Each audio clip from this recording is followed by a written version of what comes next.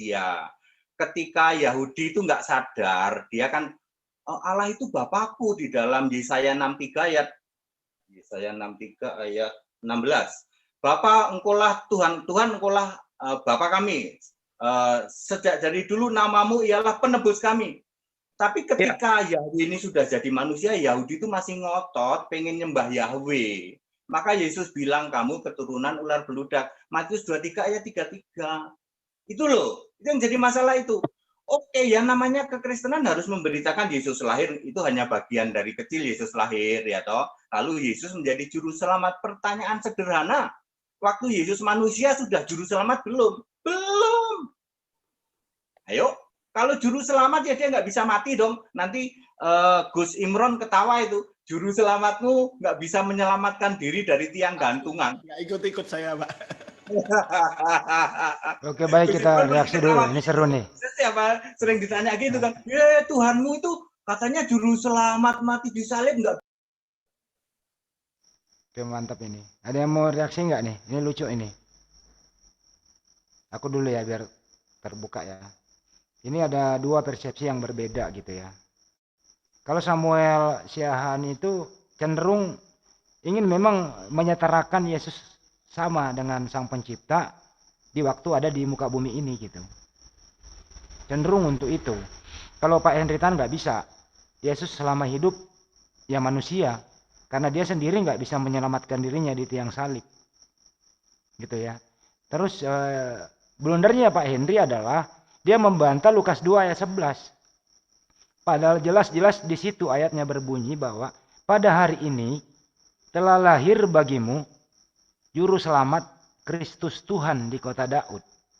Apa yang dilahirkan Bunda Maria di kota Daud pada hari itu yang nggak tertulis tanggalnya adalah ada 3 item yang dilahirkan. Juru Selamat Kristus Tuhan di kota Daud yang dilahirkan Bunda Maria. Kemudian tadi Pak Henry mengatakan YHWH yang dilahirkan menjadi manusia. YHWH inilah menjadi manusia begitu. Jadi YHWH menjadi manusia, dia bukan Tuhan. Tetapi saudara-saudara Trinitas adalah 3 pribadi, 1 hakikat. Nah ini terjadi kontradiksi, makanya Pak Henry Tan itu selalu mengatakan antara domba dan kambing. Yang mana domba, yang mana kambing. Yang kambing adalah yang tidak tertulis di Bible, tapi diyakini dan dipercaya menurut Pak Henry. Tapi menurut Pak Samuel, kami bisa mengambil di luar Bible semacam doktrin dari bapak-bapak gereja. Yang penting bisa bagaimana caranya supaya Yesus ini setara dengan Allah Bapa sesuai dengan Konsili Nisia 325 itu. Kemudian 381 ada Roh Kudus menjadi Trinitas di sana. Nah ini yang nggak disukai oleh Henry Tan. Makanya Henry Tan itu termasuk orang-orang yang sering berdebat dengan beliau. Bahkan sering bertolak belakang. Bagaimana cara menafsirkan ayat yang ada di Bible. Inilah resiko menjadi seorang Kristen. Kenapa? Karena di dalam Yesus mengajar hanya 3,5 tahun belum lengkap ajaran itu. Masih banyak yang ingin kusampaikan pada kalian semua, tapi kalian belum sanggup menanggungnya. Baiklah, aku akan pergi, akan datang seorang penolong yang lain. Apa itu? Roh kebenaran. Jadi Yesus sendiri dengan polos mengatakan, aku ini belum lengkap pengajaranku saudara-saudara. Aku hanya ngajar 3,5 tahun gitu. Nah bagaimana melengkapi ini semua? Datanglah wahyu dari Yohanes di Pulau Patmos. Datanglah surat-surat Paulus mulai Galatia, Roma dan seterusnya. Yang kadang dipakai, yang kadang tidak juga dipakai. Terus kemudian disinkronkan lagi dengan perjanjian baru dengan adanya nubuatan Yesus di Yesaya 9 ayat 6 dan seterusnya. Nubuatan para nabi-nabi gitu loh. Bagaimana mungkin seorang Tuhan dinubuatkan akan lahir gitu. Padahal waktu Yesus lahir di muka bumi gitu ya. Menurut yang ada di Bible waktu itu musim sensus. Banyak sekali penginapan pada penuh. Akhirnya ya Bunda Maria tidak mendapatkan kamar untuk melahirkan, akhirnya mampir di kandang domba. Untuk itu kalau Pak Henry Tan mengatakan kalau memang Yesus adalah juru selamat, kenapa dia nggak selamat di tiang salib? teman-teman atau Samuel sendiri beranggapan bahwa memang dibuatkan untuk mati di tiang salib sebagai menebus dosa kita semua menurut mereka. Jadi di sini ada yang kontradiksi. Kalau menurut Henritan, kalau memang Yesus juru selamat, mestinya dia menyelamatkan diri. Kenapa mesti menyelamatkan orang lain? Gitu loh. Dirinya sendiri kena. Terus mereka berpendapat, itulah kata Pak Lamsen, kami yang berbuat salah, kami berterima kasih kepada Yesus yang telah sudi kiranya berkorban di tiang salib demi menyelamatkan kita semua. Ini semacam ada ambigu dalam menafsirkan ayat-ayat yang ada di Bible. Itu yang sering dimunculkan di arena-arena diskusi gitu. Kami juga mohon kalau ada teman-teman Kristen, mohon kiranya untuk memberi reaksi kepada kedua pembicara ini gitu ya. Kedua teman, baru saya telepon sama Pak Henry, beliau lagi sibuk juga. Kalau enggak, beliau masuk dengan teman-temannya. Tapi beliau merespon insya Allah akan masuk di sini bersama ada pendeta S2 yang mau masuk di JCC bersama Pak Nyoman. Pak Nyoman tadi baru menelpon saya. Sayangnya sekali, saudara Samuel Siahaan saya telepon 3 kali nggak dijawab, mungkin juga sibuk. Supaya apa? Supaya mempunyai hak jawab. Supaya transparan semua. Karena di sini terbuka untuk siapapun bisa menyanggah. Karena ini hanya kami mereaksi perdebatan Anda berdua tentang bagaimana memandang ayat-ayat di Bible, tentang bagaimana memandang sosok Yesus seperti apa dalam konsep ketuhanan kalian berdua. Itu dari saya. Silakan yang lain. Sedikit aja Bang, ini sedikit aja. Kita mengutip di Pak Lamsen Naibahu. Tuhan nih. Tuhan itu maha kuasa, tapi maha lemah. Coba, di situ apa nggak bingung? Kalian bingung, saya pun bingung. Nah, sekarang monggo dilurusin masing-masing. Di dalam Kejadian, kata Allah dipakai. Allah menciptakan. Pada mulanya Allah menciptakan Allah tulisannya di situ. Tapi yang kemudian Tuhan menjadi manusia. Di sini yang agak dikit rancu ya.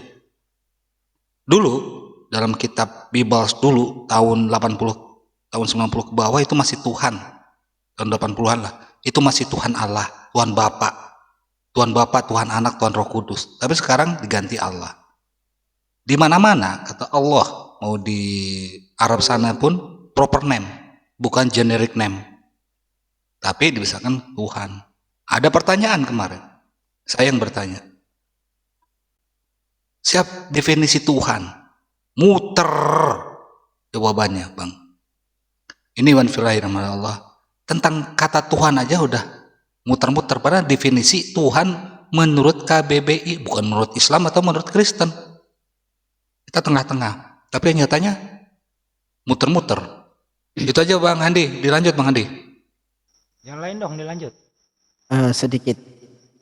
Sedikit saya mau nambahin. Sebelumnya saya mau beritahu untuk band Emesto ya. Band Emesto yang di live comment saya. Kebetulan mungkin tidak menyimak dari awal. Ini bukanlah satu perdebatan, tapi kami Muslim mereaksi satu video perdebatan antara bukan pertandingan. Pak Hendritan dengan Samuel Siahaan. Itu Kristen dengan Kristen. Anda simak videonya sebelumnya. Jadi yang kontradiksi pemikiran itu bukan kami, tapi sesama Kristen kami tonton, kami baca ayatnya sesuai yang tertulis. Jadi bukan berarti kami Muslim tidak sampai logika ya. Anda katakan logika kami tidak sampai. Tetapi begini, kalau Anda kurang pas, silakan naik di link, ada tersedia deskripsi dan sudah tak tempel di komen saya. Yang kedua begini, disinilah mereka menyatakan seperti itu sebenarnya kan membuka pikiran mereka sendiri, bukan membuka pikiran kita. Yang sebenarnya kan kita hanya mereaksi itu. Tadi malam kita juga membahas masalah Tuhan itu apa keyakinan dalam segi pandang Kristen bagaimana kan gitu. Kalau kita Tuhan pasti Subhanahu wa taala, kalau mereka Tuhan itu siapa kan kita nggak tahu gitu kan, biar dijawab sendiri. Bahwasanya kita kan kalau mengatakan kalau Tuhan pencipta alam semesta itu hanya satu, tapi kalau yang dituhankan ini ada berapa? Itu pertanyaannya. Jadi jangan keluar-keluar saja di komentar, silahkan naik. Oke, gitu aja Bang Andi. Ya udah, dilanjut videonya lagi kalau nggak ada yang komentar. Mas Bilun nggak mau sepertinya itu berkomentar. Pak Victor juga ada itu. Kalau nggak ada lanjut lagi deh. Lanjut teman-teman. Oke, videonya lanjut aja dulu Ya biar lebih hot. kita dengar yang lebih hot.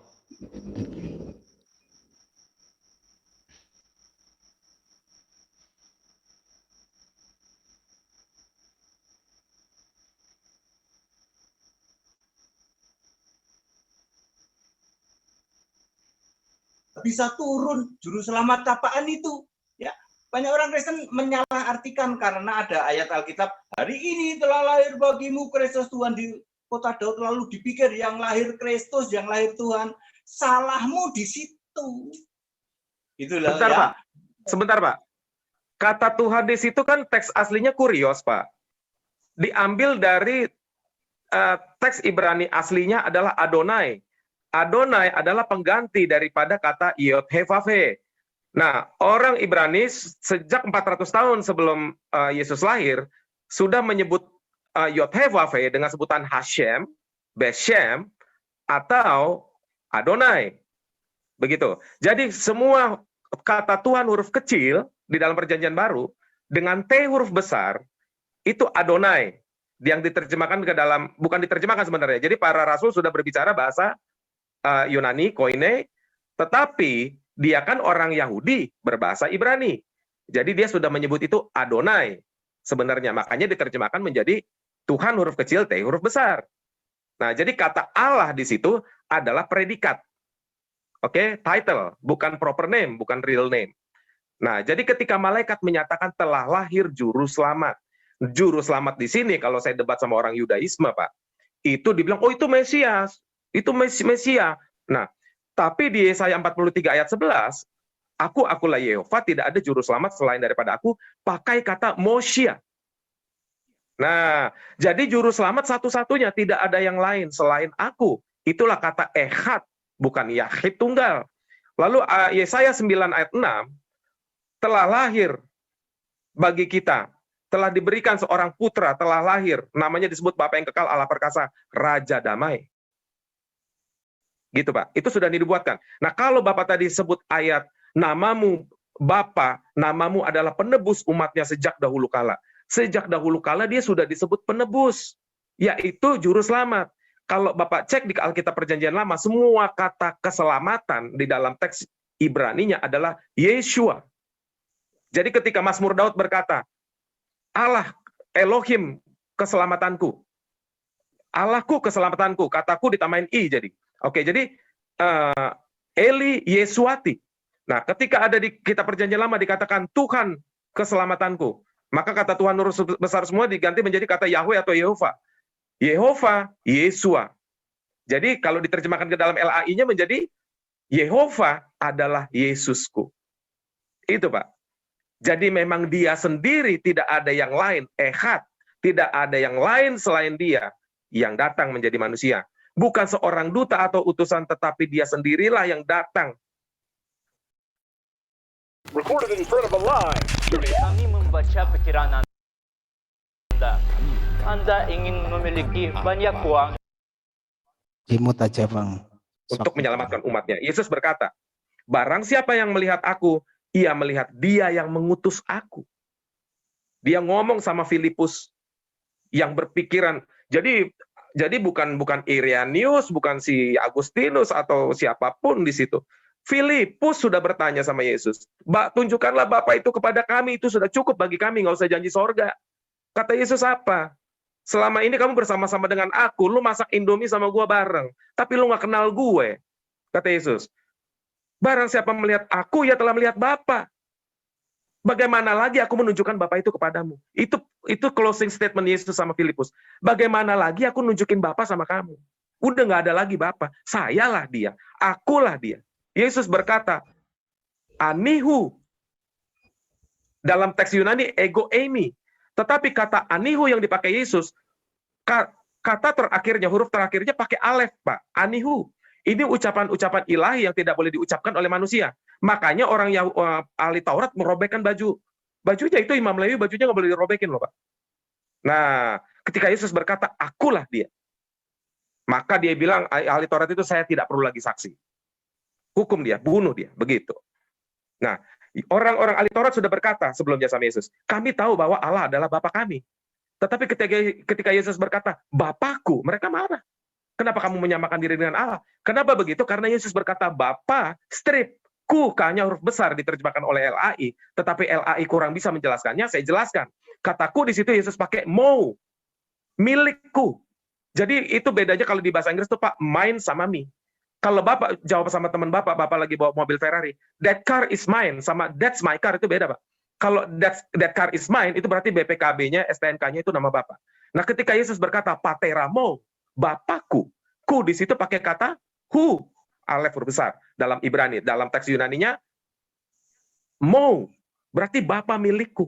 Itu nggak boleh, kecuali Bapa berkata kamu milikku. Nah, di sini Yesus menyatakan bahwa itulah kebapaanku, Bapalah aku. Begitu Pak. Nah, jadi ini kita kembali lagi kepada Injil yang benar, yaitu kelahiran juru selamat, Yesaya 43 ayat 11, Yesaya 9 ayat 6.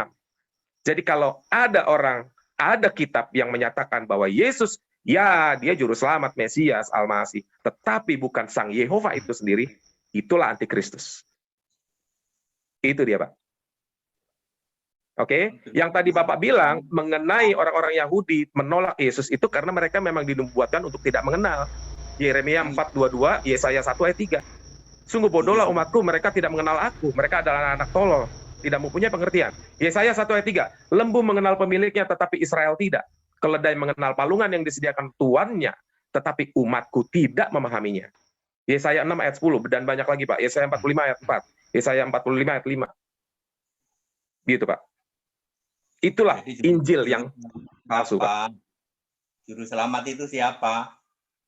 Juru selamat adalah Yeshua, Sang Yehova itu sendiri. Yesus. Sekarang kita orang Indonesia ngomong apa? Yesus kan? Yesus, iya. Ya udah. Sekarang pertanyaannya sederhana. Juru selamat itu harus Allah apa bisa putra Allah? Ayo jawab. Juru selamat itu Allah itu sendiri yang adalah roh yang berdiam di dalam tubuh anak manusia itu sendiri. Kalau Yesus juru selamat adalah Allah, kenapa Anda tidak nyembah Yesus? Simple. Loh saya nyembah Yesus, Pak. Iya tuh.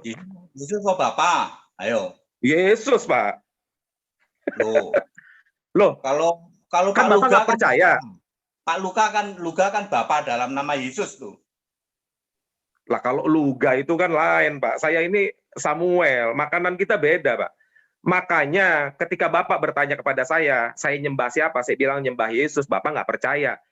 Makanya sebelum Bapak bertanya ini, saya sudah melihat nubuatan ke depan. Makanya saya tadi ngomong di awal sama Bapak, nanti kita kopdar di Cibubur. Begitu, Pak. Ngerti ya, Pak? Syukurlah.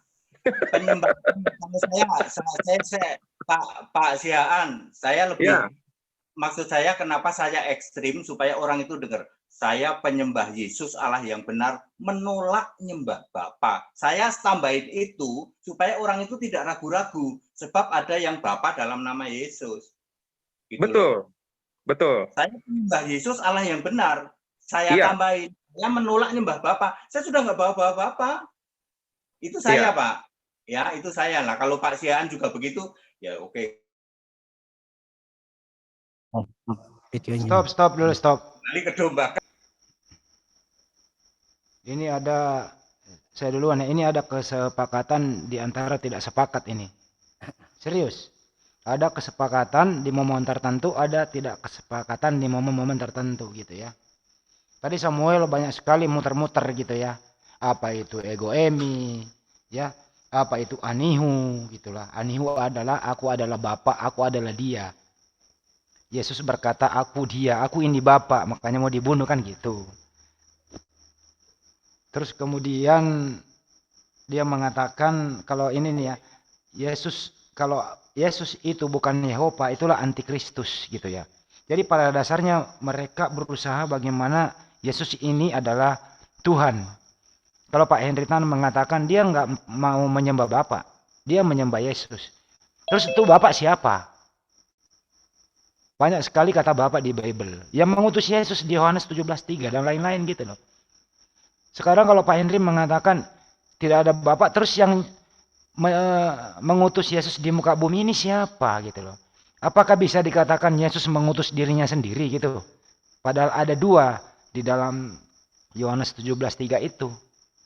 Ada kata Allah di sana yang dipakai, yang dipinjam mengutus Yesus gitu. Nah, bagaimana ini gitu loh. Terus kemudian mengenai juru selamat. Tadi kan udah ditekankan bahwa Pak Henritan mengatakan kalau Yesus itu adalah juru selamat, kenapa dia nggak selamat di tiang salib? Kenapa dia mesti mati gitu? Ini perbedaan yang sangat signifikan. Terus Pak Samuel Siahaan agak melunak. Saya nggak menyembah Bapak tuh, saya menyembah Yesus. Pak Henritan sepakat. Cincailah kalau begitu. Nah, pertanyaan sekarang, kalau kalian menyembah Yesus, nah sekarang Bapak yang mengutus Yesus kemana? Menurut Pak Logos, Bapak yang mengutus Yesus adalah di lembaga kealahan, di situ ada, tapi yang memegang peranan penting sekarang adalah Yesus. Bapak hanya sebagai penasehat. Seperti itu mereka gitu. Yesuslah yang mengeksekusi semua.